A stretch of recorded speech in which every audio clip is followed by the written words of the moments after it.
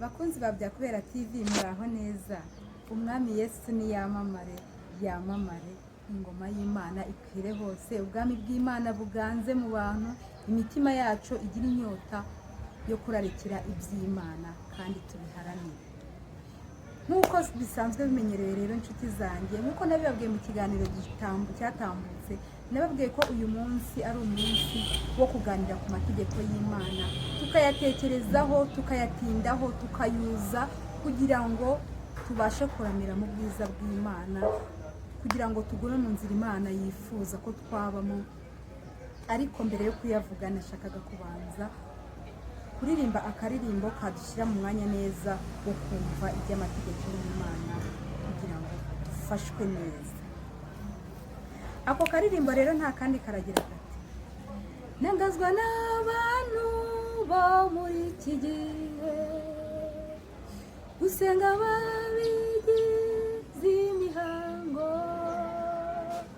bava gukora ibyaha byabo bihishe, bagaruka bati tujye gusenga, nyamara birengagije ko bakoze ibyaha, kandi imitima yabo ibarega yuko ari abanyabyaha, ariko ntibihutire kwatura, ahubwo birengagije ibyo byose. Bahora batekereza ku by'inyungu zabo, bati mu minsi iza tuzaba tubayeho neza, bati tuzaba dufite amafaranga, inzu nziza n'amamodoka. Inshuti zanjye rero, nasabaga ko mubanza kumva ku karirimbo kugira ngo mwumve ahantu imitima yacu irarikiye muri iyi minsi, nyamara bitari bikwiriye. Niyo mpamvu nabasabaga ngo mu by'ukuri dushyire iby'Imana imbere, aribyo duhanga amaso, kuko iherezo rya muntu ari ku Mana. Twese imbere yacu dufite urubanza, icyitwa mu kiremwa muntu cyose gifite urubanza, kizaca imbere y'Imana kibazo uburyo cyakoze. Ni muri urwo rwego rero nabasabaga kugira ngo tujye mu murongo muzima, twite ku by'Imana idusaba, kandi mu by'ukuri ntabwo bigoye. Tugerageze, Nyagasani yaratubwiye ngo nutera intambwe imwe izatera 99 igusanga. Inshuti zanjye rero, duharanire gutera iyo ntambwe imwe, twita ku mategeko ye nk'uko yadusabye, nk'uko ngiye kuyabibutsa, kugira ngo twese tuyibukiranye kandi tuyiteho. Bizatugirira umumaro yaba muri iyi si ndetse no mu buzima burenze bwo muri iyi si, kuko nuyitaho uzagororerwa ingororano z'abizeye, ingororano z'abemeramana bagendeye ku cy'Umwami Imana wifuza. Bakunzi ba Byakubera TV rero, murabona ko ikirere kimeze nabi, imvura iranyuma aho nakoreraga, ariko turakomeza nta kibazo. Nkuko nari nabibabwiye rero, amategeko 10 y'Imana ndagira ngo tuyibukiranye, kandi ni ukuri bizadufasha kubaho neza muri ubu buzima, ndetse twiteganyiriza n'ejo hazaza heza. Nyuma y'ubu buzima tukaba turi kuhategura neza. Ayo mategeko rero ukuntu avuga, aravuga ngo uragisenga Imana imwe gusa, azaba ariyo ukunda gusa, ntuzarahire izina ry'Imana mu busa cyangwa mu binyoma, urajya utunganya umunsi w'Imana, urajya wubaha ababyeyi bawe, ntuzice, ntuzasambane, ntuzibe, ntuzabeshye cyangwa ngo ubeshyere abandi, ntuzifuze umugore wundi, ntuzifuze kwiba cyangwa kwangiza iby'abandi. Nk'uko aya mategeko rero abidusaba, inshuti zanjye, ndabasabye ngo buri muntu ajye afata umwanya byibuze buri munsi, twihetashe yo kuvuga ngo ese mu gihe cy'ukwezi mfashe itegeko rimwe nkaryitaho, nkaryuza muri njyewe, nkarizirikana, ese nta kintu byahindura mu buzima bwanjye, ese imibereho yanjye n'Imana byaba bimeze gute.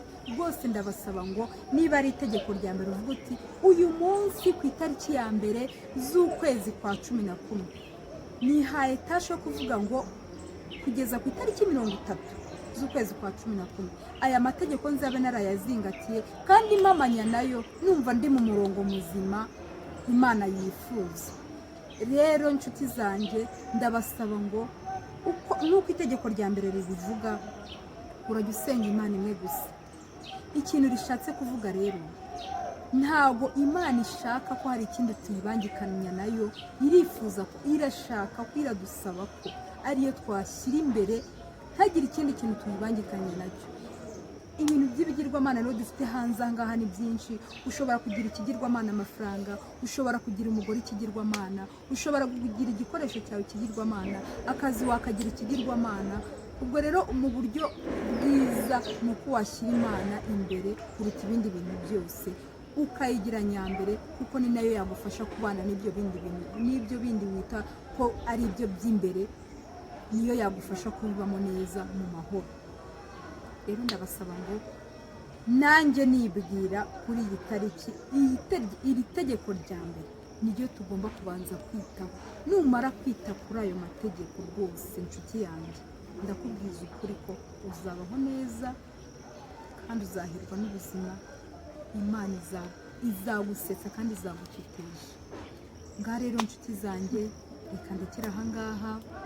Ubwo uyu munsi niba dutangiranye n'irya mbere, ejo n'ejo bundi gutyo muzambwira feedback nyuma y'ukwezi aho muzaba mugeze mu ntambwe y'agakiza.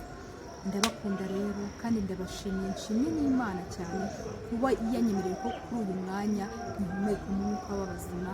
Hari benshi baba batambutse, si uko hari icyo natanze, ariko ni urukundo rw'Imana, ni ubuntu bw'Imana, si uko ntunganye, si uko nkiranuka, si uko nubahiriza ayo mategeko nk'uko twayabonye, ariko ni impuza Nyagasani. Niyo mpamvu rero nanjye nihaye gahunda yo kuvuga ngo uko byamera kose ngomba kujya mu murongo Imana yifuza, Imana isaba.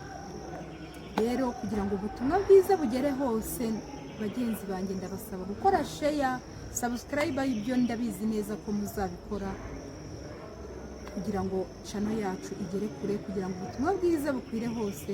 Mukore subscribe, musharinge na comment, ndazikeneye.